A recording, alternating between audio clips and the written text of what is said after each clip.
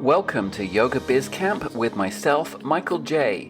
I'm a yoga business coach with 25 plus years of experience as a creative, a total tech geek, and a yoga business owner. Today I have Mitch McGinley, and we're going to talk about 2021. Is it a good year to buy or sell a yoga studio? Mitch is a business broker in the wellness space and a certified mind-body business consultant. Sidebar, we had some tech issues with an echo, but it is great content. Welcome to Yoga Biz Champ. I'm Michael J, and my guest today is Mitch McGinley. Mitch is a business broker, consultant, and advisor specializing in the health and wellness industry. Mitch began his career as an operations manager with Omni Hotels and went on to become general manager of a boutique hotel in Little Italy, one of my favorite places, best market ever, elevating it to become the highest rated hotel in San Diego on one of the world's largest booking sites. He eventually left the hotel industry to pursue his dream of owning a yoga studio with his wife, Carson. Together, they owned and operated Happy Yoga Center for 6 years. During that time, Mitch became a mind-body certified business consultant, engaging with hundreds of wellness businesses from all over the world. After successfully selling Happy You, Mitch was moved to help other business owners sell. He became a CA licensed business broker working for First Choice Business Brokers in San Diego. Mitch has a master's degree in business and is passionate about helping entrepreneurs achieve their biggest payday. And his website, he can be found at healthandwellnessbusinessbroker.com. Welcome, Mitch. Thank you, Michael. Happy to be here. Yeah, awesome. I met Mitch on the consulting program at MindBody Online. And I have to say, Mitch, out of all the consultants, you were probably the most generous with your information. Like, I really, really appreciated how you just truly wanted to share and help other people become good consultants. So I want to say thank you for that. You were very, very just generous in really wanting to share your knowledge and your experience with other people. Well, I appreciate that. I mean, it's honestly, I love teaching. I love helping other people however I can. And that consultant program is relatively new and is going through some changes, I think. But it's easy to help people who want to be helped. And you were one of those people that rose to the top and asked a lot of great questions. And so I'm grateful for you as well. Oh, thank you. Thank you. Yes, I did ask a lot of questions. So tell me a little bit about your journey to opening your studio with your wife. That was in San Diego, right? It was, yeah, in Ocean Beach. It was always a dream of ours. My wife's mom, Jan St. John, owned and operated a fitness, including yoga studio, for the past 30 plus years. So my wife, Carson, grew up with it, and she got to, grow up with a parent who owned a small business, and she got to go and participate and started teaching classes from a young age as a teenager even. And my wife's a phenomenally talented performer, artist, dancer, singer, yoga teacher. It's easy to do stuff with her. And so it was just a dream that we always had. When I worked in hotels, I worked extraordinarily long hours, and we wanted to have a family. And so we just felt like the dream was to have our own small business. And luckily, the opportunity presented itself perfectly. It was our favorite yoga studio. It was where we practiced. The owner approached us about buying it, and so it was established. Yeah. Yeah, it was established. It had been around for like 10 years. And we had said something to her before. It was like 3 years before. We just dropped this little hint. We're like, hey, if you ever think about selling, let us know. Like, we'd never want to compete with you. We'd never want to open another studio in OB. But if you wanted to leave, we'd be really interested in taking over. And we never spoke about it again. And 3 years later, she called us out of the blue and said, hey, I'm ready to sell, and I want to sell to you. And luckily at that moment, I was kind of mad at my boss at work, and it just made sense. And her parents believed in us enough to let us borrow the money to purchase it. And it turned out great. We paid them back on time and ended up selling it for a decent amount more. And do you believe that your business knowledge helped that business going into it? Oh, there's no doubt. Yeah. I mean, the number one thing that I learned from Omni Hotels that I'm most grateful for is customer service. Yeah. And I feel like that's always been one of my strengths as a person. And that's why I was the guest services manager. Like, I was the person that they'd shove out in front of the angriest customers to try and make them happy. And that's very different in a hotel than a yoga studio, right? Like, you work in a hotel, like some things can go terribly wrong. Yoga studios, not so much, but simple things like adding a person at the desk to do the check-ins instead of asking the teachers to do it. And, right. Responding to emails and having a little bit better pricing strategy. Things like that are just systems. Kind of basic, but unless you do it and do it well, it's going to show. Yeah. Did you know, because I mean, I'm a big believer in putting systems in place. That was probably one of the operational successes I had with my business and what I'm seeing with what I'm helping other studios do as well. Did you already know what those systems were, or did you kind of learn as you went along? Or were they given to you by the previous owner? Well, it depends on which system. So when it comes to something like accounting, I brought that with me. Yeah. When it comes to something like mind body or marketing emails or even to a degree pricing strategy, like there was a decent amount of learning that needed to happen. Yeah. And luckily places like Mind Body, I mean, going to MBU, which is Mind Body University, and spending a weekend listening to experts was actually really critical in our success. Yeah, I agree with that. I went to Mind Body Bold conference and I came away with, there are people with business mindsets in this. Because I think when I first started, like a lot of studios, I ran it on gut instinct for the longest time. Luckily, I had good gut instincts and I also had a marketing background, which really helped. But as far as the business things, I think until I went to that conference, I didn't really realize that you could actually make a business out of it. It took me a little while to figure that out.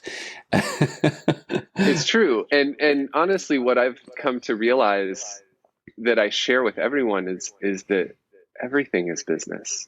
There's nothing that's not business. And so it doesn't matter what you're doing, you have to support yourself, even if you do it purely for trade, like you still have to work out a deal where you're able to sustain yourself. And so it's everything in life comes back to some of those sort of basic business principles. And it's, for some reason, I feel like the yoga industry in particular has this aversion to business or making money or something along those lines. And that's just silly.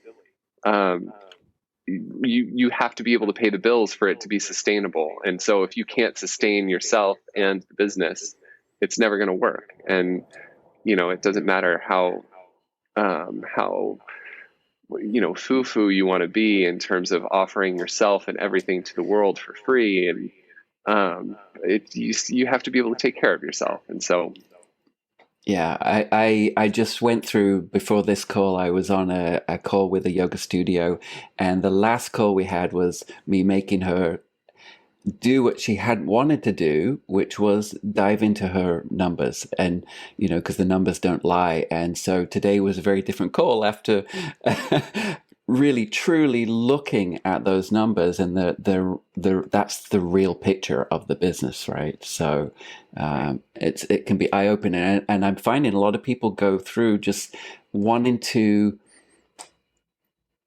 pay enough, just pay my way, instead of building something profitable and sellable eventually. So I had to talk with another consultant the other day, Terry Fry, who she said that when she opened her studio, she opened it with an exit plan in mind, knowing that she was going to sell it one day, which she recently did through you, with you. And so I thought that was such a great thing, that because she came into it that because mindset. Most people don't. That's correct. Yeah. If I'm a huge fan of the 7 Habits of Highly Successful People. Yeah. If you've ever read that book, there's an 8th now, I guess. But one of them is begin with the end in mind. Yeah. And it's the right way to begin. And some of my favorite conversations are when I come to meet a business owner and they say to me, well, I want to sell in 2 years or 3 years. And we actually have time to make some meaningful changes that are going to really change the trajectory of their valuation. Yeah. Because if you get a couple of years of runway, you can really make some decisions to make your financials look different. And one of the things, I'll go ahead and say this and share this, I want everyone to know this. When you're looking to sell your business, it's counterintuitive from how most small business owners file their tax returns. Sorry, let me back that up a little bit. Most small business owners write off every expense that they possibly can. And that's smart. It's part of being a smart small business owner. It's a reason to own your own small business. You can write off your car and your cell phone and your meals and your continuing education and your travel, like that yoga retreat in Belize. Like, yeah, that was Yeah. a business expense, with the goal of showing no profit so that you don't have to pay any taxes. The problem is that when you go to sell, somebody's going to be looking at your taxes to see how much money you made. And if you don't have anything to show, it makes it a lot harder to sell, or you won't be able to sell for as much. And the number one way to really get a lot out of a sale is to have your business pre-qualify for an SBA loan. And the only way that you're going to be able to do that is if you show enough profit to support a debt payment for that loan. And so what I mean is, if you want to sell for $300,000 one day, someone needs to be able to go to a bank and get a loan from the SBA for $300,000 so that they can buy your business. But it's not just the person that has to qualify, it's the person and the business. Mm. And so if the business doesn't show enough profit to pay both the owner and to pay the monthly debt payment on that $300,000 loan, you're not going to be able to get an SBA loan. And that immediately is going to make it way more difficult to sell your business, because you're going to have to find somebody with cash. And there just aren't a lot of cash buyers in the yoga industry. So that would mean for some studio owners, and we know that this happens, is that they have little deals with people. Oh, pay me cash and put that in my pocket. That's quite a common thing. Oh, don't pay tax. Let's just keep this between us. But that ends up as not showing as sales in the records, and you need to have your records showing that you're making money. You do. Yeah. Yeah, So, it's just like buying a house. It's like the same thing. It's like when you write off everything that you possibly can in your life, you go to get a mortgage and they're like, wait a minute, you didn't make a whole lot of money last year. You're like, no, but I did. I just hit it well. And they're like, yeah. oh, well, that's too bad. So it's just one of those things that comes back to bite you. That when you can plan for it, at least and then it's like, okay, well, I've taken advantage of all of those write-offs and everything for however many years, but now I'm 2 years away from selling, and so I'm going to commit to showing as much profit as humanly possible for the next 2 years, bite the bullet, pay the taxes, and expect that I'll get a multiple of the tax expense back. When you sold your studio, was that what took you on this path of becoming a broker in the health and wellness field then? Yeah, it was cool the way that it happened. The company here, First Choice Business Brokers, kept reaching out to me. And Allison, our office manager, is fantastic at this. But she knew that I was trying to sell, and she knew that I was trying to do it myself. And she just very calmly, like once a month or like every other month, be like, "Hey, just checking in. How's it going?" And I kept being like, "I got it. I got it. I don't need your help. Thank you. I'm Mm. good." And luckily, like I had been through this several times. Part of kind of what I did with hotels was buying and selling with a commercial real estate broker. And I felt pretty confident, and not a lot of people have that, but I told them, I was like, if it doesn't work out with this buyer that I have in my back pocket, then I will call you and you can list it publicly and we can go through what I do now. But luckily it all worked out. And so when she reached out to me, like right after we had sold the studio, she was like, "Well, congratulations. That's amazing. I'm so happy for you. What are you going to do now?" And I was like, I was going to take a year off and kick it and, I took two. like frozen cocktails. Yeah. It's worked so hard for so long. It's like, I'm going to take a vacation, for a long time. And, of course that did not happen. Literally 2 weeks after we sold the studio, and she was like, "Well, send me your resume and we'd love to talk to you about doing this on a more regular basis." And I laughed into the phone. I was like, "My resume." And so I was like, "Okay, well, this will be a good exercise. Like I'll update my resume and go do a job interview. Like this will be funny." And I went in and I met with the guys who are now my group, and I loved them.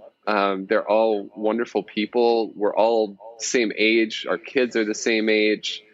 And it's, we're independent contractors. So technically I don't have a boss. I'm allowed to work as much or as little as I want. And that has been incredibly helpful, especially in a year like the past year that we've had.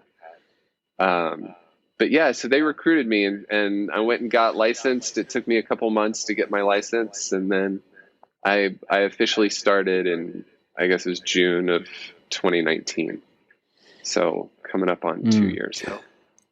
And I think in the mind body world in particular, you're the go-to guy for buying and selling. I think you've really carved out a niche there in this industry. And I think you've carved out trust as well with people. And I know when I sold my studio, I wish I had somebody like you. I did it solo, and it would have been so nice to have a buffer person in between me and the buyers. And I had two potential buyers when I wasn't looking at selling. And I found that to be the most emotional process to go through because it's like you're basically being grilled on your business. And luckily I had all the bookkeeping intact and ready to show. But each person that was interested in buying my business had different requests. Like they had, different financial needs. So it's like both times it's like you felt like you're starting the whole process from scratch. You thought you had all the information there. So basically I did it with myself and my lawyer. Anyway, I ended up not selling the one person that was so close. She came in and she's like, "Oh, the Buddha statue will have to go. I'm non-denomination. The Buddha statue will have to go." And it was going to be a good price, but I knew that if I sold to her, the community would hate her. And so I literally stopped it, and I just stopped the selling process. I was like, "Okay, you are not it needs to be the right fit for this. I gave birth to this place. I need to sell it on to somebody that's going to keep what we've created, this amazing community." And it ended up being one of my instructors that didn't want to lose the community. I'm imagining that that's quite a familiar scenario. It is. And that's, I think it's an ideal scenario for the exact reason that you just laid out. It's, you want someone who's connected and attached to your community to continue it in the manner that it's been existing. It's nobody who has a gentle yoga studio wants someone to come in and turn it into a hot power studio, and vice versa. The reality is that you're lucky to have had that choice.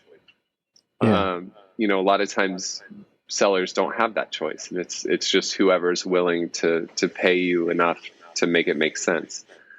But yes, it's people from the community, teachers in particular, sometimes it's clients, always make for the best prospective buyers. There's one issue that we constantly run into with that, and that's that most yoga teachers don't have, tens or hundreds of thousands of dollars sitting around to buy a studio with.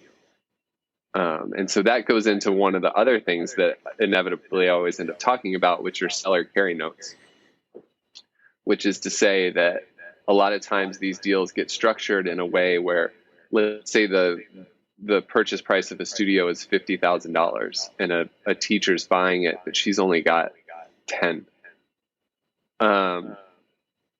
They'll put that 10,000 down and then pay the seller the other 40,000 in monthly installments. That's what I did. Yeah. So I did, and it was an ideal scenario for taking a couple of years off. Which is great if it works. Okay. The problem is everyone who I know who was in the scenario when COVID hit stopped getting paid.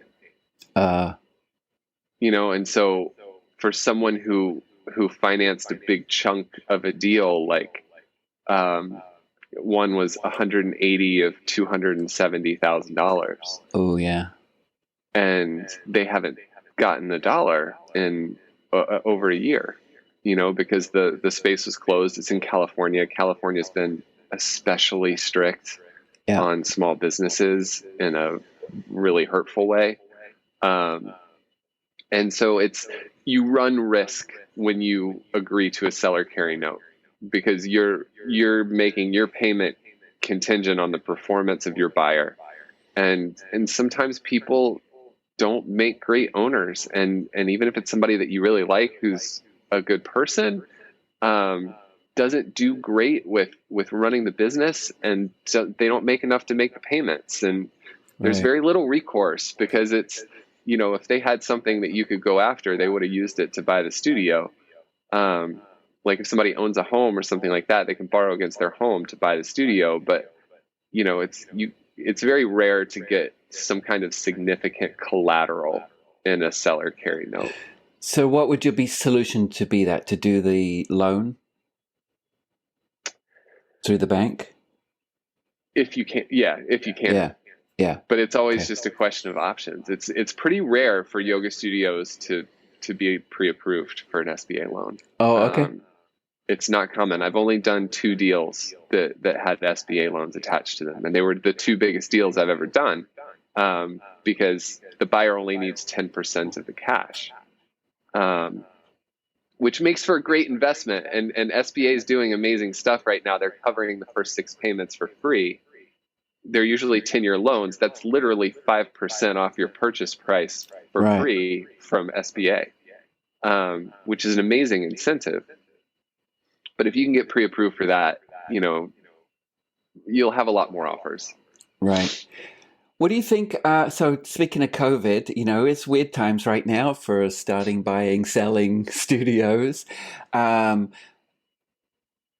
But I know when I'm walking around right now, when I go on my walks, there is a lot of places for lease. And I know there's one area close to where I live where there's no yoga studios around me. And I keep looking at this place going, oh my God, that would make the perfect yoga studio. Good parking, great location. And then I go, stop, Michael, you've done this before. Just help other people. But so imagine that right now for getting leases, it probably is pretty good. Totally depends. Yeah. I've got people, I'm lucky. I'm able to work all over the country. And so, I've done deals from Boston to Maui.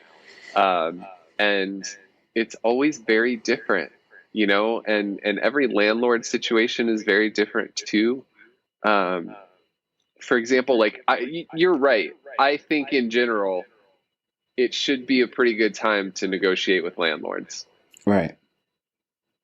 That's a rational thought. Sometimes landlords aren't rational people, or they have a different motivation, or reason to want different things. And so as an example, like I've got a landlord who is trying to refinance the building for himself. And so he needs every dollar of rent that he's getting to stay consistent so that the bank approves his refi, which means he can't negotiate at all. And so he's been strict as can be, and the tenants are all really suffering, but their interests are not aligned. And so basically what he's saying is like, you can just stick with me for a year till I get this refinanced. I'll hook you up then. And to somebody who's not making any money because of COVID right now, they hear that and they're like, that doesn't help me at all. Like, what do you? Yeah. So it depends. In general, landlords are one of the most difficult parts of everything that I do. Yeah, I did want to talk about that because I know, well, I had a very difficult landlady, very, very tough, but I kind of stuck it out because I had a great rate, a great location, beautiful 100-year-old building. At the end, when I was selling though, my lease was due in about 4 months. And I knew throughout having a lease that it always felt like a noose. Like the lease was always just, you were just bound by that lease. So what I ended up doing was I kind of didn't want to get in the middle of, I needed to just sort of end my time in that lease. So I ended up just hooking the potential new buyer directly with the landlady. Again, I didn't have a broker, but I let them kind of work everything out before a deal was made. Which you have to. Yeah. Right? I mean, because no buyer would come in with only 4 months of certainty. Yeah. But it's great that they were able to work it out and come to an agreement. And that's, I think in general, it's pretty safe to say that most landlords want tenants to stay in place. And so if you're thinking about leaving, they would much rather you sell to someone else who's just going to keep it going. Vacancies are the bane of landlords' existence. So, they should be at the table and accommodating. The truth is that everybody in this country is hurting in different ways right now. And one of the things that I've really come to believe and practice is that it's tough, but landlords are people too. And they can be really hurting right now. And so if you approach them with some understanding that even if their interests aren't aligned with yours, but you treat them kindly, you'll get more of that in return. And so I'm a big fan of, not ragging on landlords too much anyway, but really trying to work with them, because you need their support to do a deal like this. You have to have the landlord's support. There's no way around it. And so, the ideal scenario is it's just a lease assignment where the buyer comes in and effectively just takes over your lease. It's like a 1-page paper that says, Mitch is taking over for Michael, and all the terms are exactly the same. But if you're reaching the end of the lease, obviously you have to figure out what comes next. And then it, liability, like you said, it's the noose around your neck. It's the biggest liability any yoga studio has, because years of rent, if you default on it, can be hundreds of thousands of dollars. And so, it's really tough. And one of the things that I always recommend, there's this one specific clause in every lease on assignment and subletting. And I would encourage every single studio owner to go and read that little paragraph in their lease. It's usually towards the end. And it starts out with something that says, like, you cannot assign this to someone else. Like, I have to approve it. But there's usually language in there that sort of lays out how it's supposed to work if you sell your business. Okay. And so the most common is that, the buyer has to apply and the landlord has to approve. And that's sort of the basic parts of it. A lot of times I'll see some really restrictive language, though. And the thing that I'm always most afraid of is one specific sentence that says, despite assigning the lease, the seller slash owner will remain liable for the duration of the lease. Oh, yeah. And so what they're just trying to keep the original personal guarantee and add a second personal guarantee. Yeah. And if you're trying to sell your business, like that defeats the whole purpose. You're like, I want out of this liability. You want out, yeah. Yeah. Yeah. So it's good to know if you've got that in your lease to be aware of it. And then, especially if you're going to extend your lease or sign a new lease, then maybe that's something that you can negotiate out, and just tell your landlord that that's dumb and not acceptable. The whole point of selling is to get out of that liability. So, yeah. One of the pricing structure within, a yoga studio, you talked a lot on the training about changing the pricing structure of punch passes and memberships. And I know that was a big thing for me when I built my business. Was I had tons of punch passes, 25 passes, 50 couples passes, and I had two consultants come in and help my studio, and the first one was on pricing, and she just looked at it and went, "You have way too many liabilities on there." And so I don't think a lot of businesses think about their punch passes as being liabilities. And so what we mean by that is that when you go to sell your business, that money is owed back to the clients, right? And so that, or when you can build that into the selling process, that the new owner assumes those liabilities.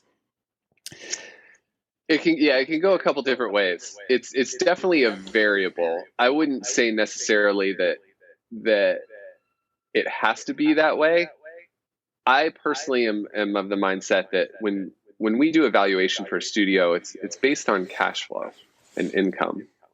It's not based on balance sheet stuff, which is assets and liabilities.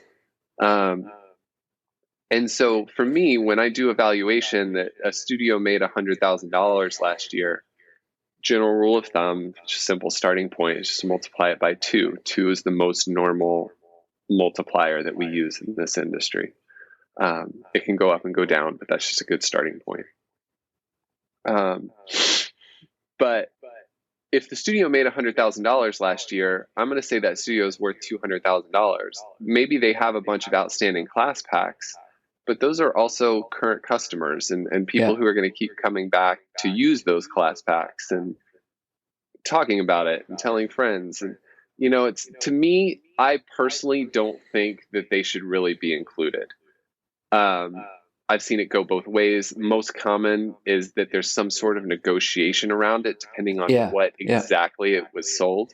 And so, like, the one that comes to mind the most is if you're one of those people that sells an annual, like a prepaid annual for like $750 or something like that, and you run a sale of those like the week before you sell your studio, which is incredibly shisty, and I don't recommend it. I would fully expect that to be a credit for the buyer, right? Because that buyer is going to service that guest for the whole full year, and should get that money. For someone who's on a 10-pack and has 3 or 4 classes left, like, I don't really think that matters. And so what we usually do is end up kind of negotiating, but there is that, what's the report called in Mind Body? It's outstanding series report. Right. And you can run that and it'll actually tally up everything that's outstanding. And there can be some pretty intimidating numbers on there. I've definitely seen some 6-digit. Well, my strategy was to minimize those packs. So I literally cut all of those out except for a 10 class pass, and I got rid of all of them. But then I focused on the monthly membership. And I have to say that saved my business and built it to be profitable, and also gave me peace of mind that I knew that on the 1st and the 15th of the month, I had this much coming in that was going to cover my bills. It was going to cover the instructors, the lease, and all of that stuff. So I think that was probably the best strategy I had. And then to be able to pass that on. But during that period, also I put systems in place. And so when I sold the business, I think that that was a massive asset to being able to sell the business, because I was able to hand over a complete operation manual. This is how the business is run. Everything, hiring manuals, operation manuals, just all the systems, so that when the person took it over, it was just seamless. I did build in 6 months of my time as well to support the new studio owner afterwards. But just how important are those systems and sort of goodwill that you do in the community and your brand? How important are those when it comes to selling? Incredibly important. I mean, in goodwill as a tax code word is usually 90% of the value of a business. Yeah. And of a yoga studio specifically. There's very little equipment to speak of: blocks, bolsters, blankets, mats, maybe a desk and a computer, like not a whole lot else. And a Buddha statue. And a Buddha statue, which is definitely staying.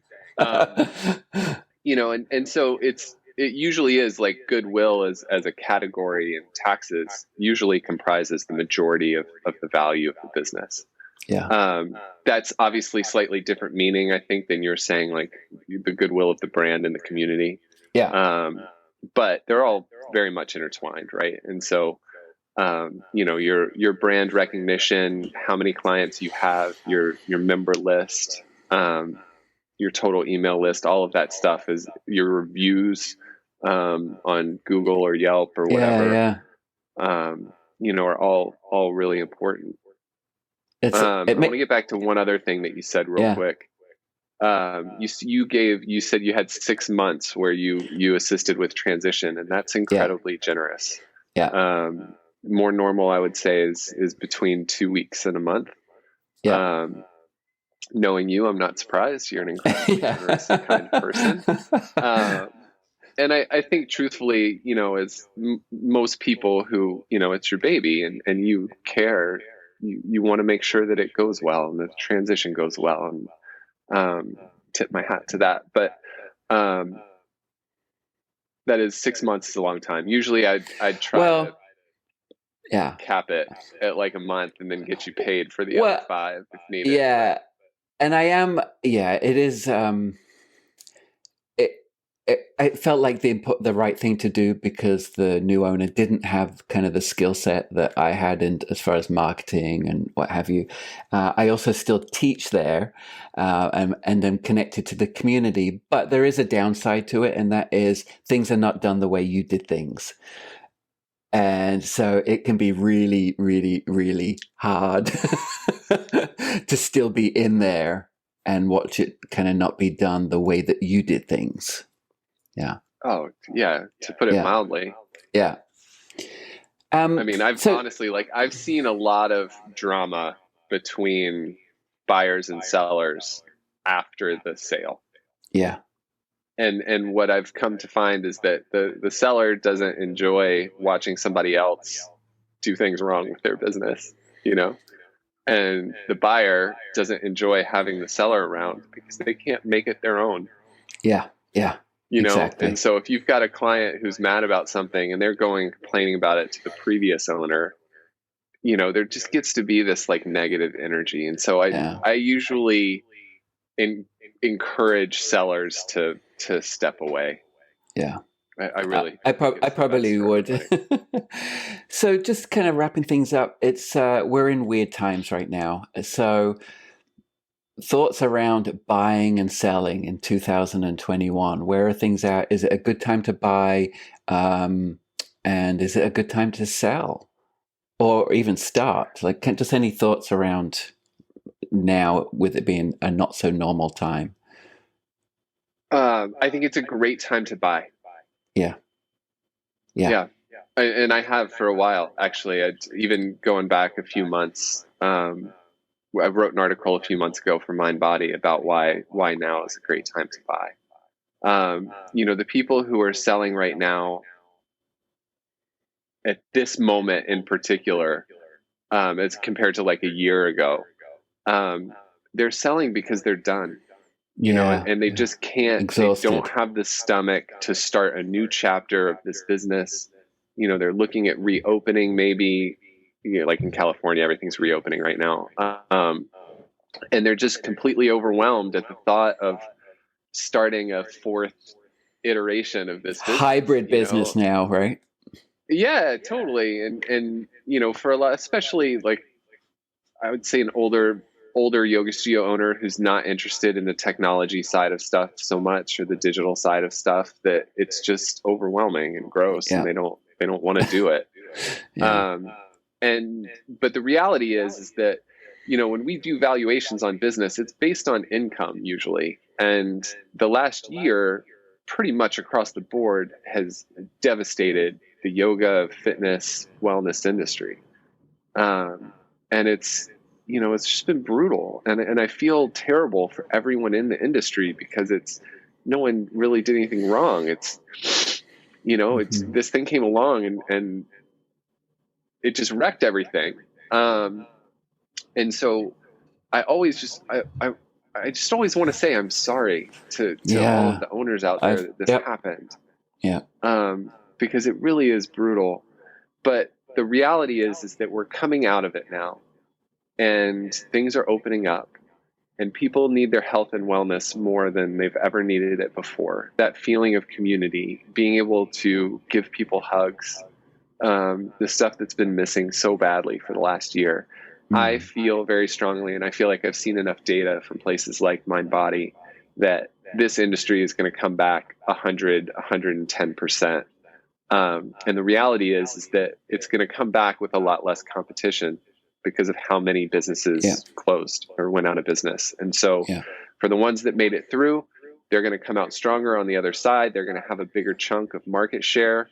And if they can get after it, they've got some real growth potential ahead of them. And so I'm bullish on the future, and prices are still low. And so for me, that's a great time to buy.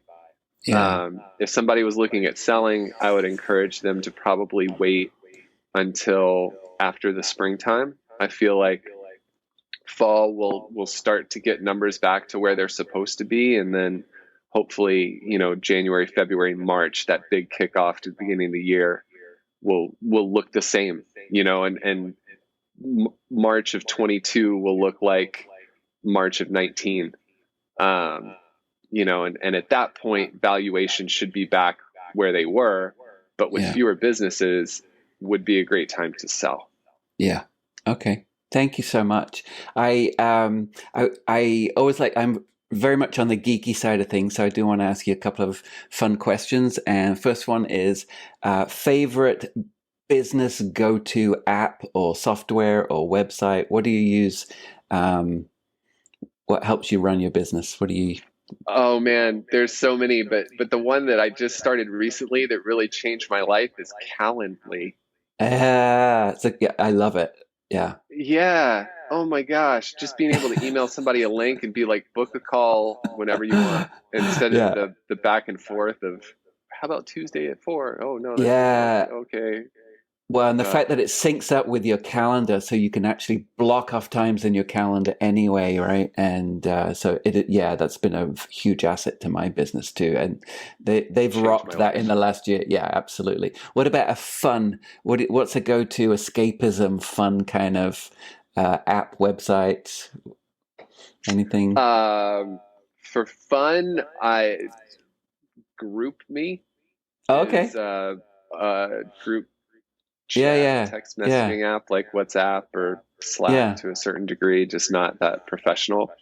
And I'm very lucky that a group of my friends from college and shortly thereafter have these like couple little chat rooms that we manage to stay in touch on a very regular basis. And and over a time like this past year, it's been priceless, because when you don't have that physical connection, at least having a strong virtual connection really supported me and kept me from losing it with all the Yeah, craziness. I agree. And, even on the business side of things, a lot of the peer-to-peer support communities like the Mind Body ones and those places where people could go and hang out and share with each other.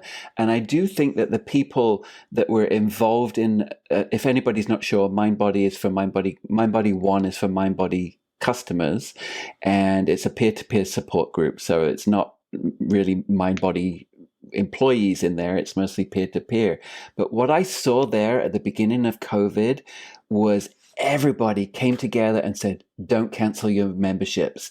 Don't shut everything down. Like, that community just rallied around to say, no, if we all stick together and stay strong and keep, asking our members to still support us. And that's what kind of happened in that community. So I think those peer-to-peer chats are very powerful. For sure.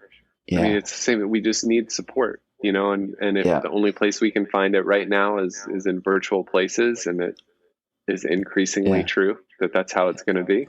It